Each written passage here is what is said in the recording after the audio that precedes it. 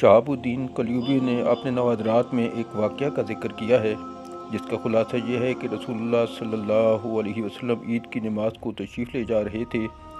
آپ نے راستے میں چند بچوں کو کھیلتے ہوئے دیکھا، لیکن ایک بچے کو غمگین اور علیحدہ بیٹھے ہوئے دیکھ کر فرمایا، اے بچے، تو کیوں غمگین ہے؟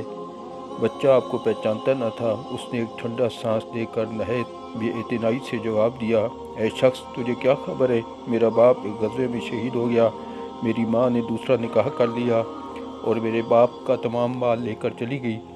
دوسرے باپ نے مجھ کو نکال دیا، اب میرا نہ کوئی ولی ہے نہ پرورش کنندہ۔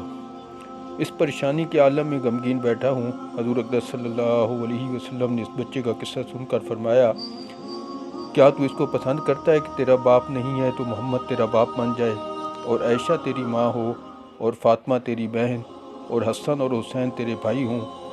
بچے نے عرض کیا کہ محمد پر سے میں اپنے باپ کو 1000 بار قربان کرنے کو تیار ہوں۔ عائشہ سے بہتر ماں اور خاتون جنت سے بہتر بہن اور حسنین سے اچھے بھائی مجھے کہاں مل سکتے ہیں؟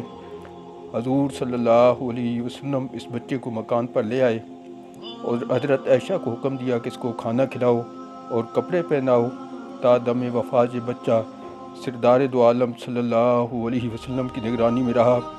آپ صلی اللہ علیہ وسلم کی وفات کے بعد یہ سر میں خاک ڈالتا، چیختا اور روتا پھرتا تھا اور کہتا تھا کہ آج میں یتیم ہو گیا۔ جب تک حضور صلی اللہ علیہ وسلم زندہ رہے مجھے ایک دن بھی یہ نہیں معلوم ہوا کہ میں یتیم ہوں، لیکن آج میں سمجھتا ہوں کہ یتیم ہو گیا۔ سرکار کی وفات کے بعد حضرت ابوبکر صدیق رضی اللہ تعالیٰ عنہ نے اس کی کفالت فرمائی۔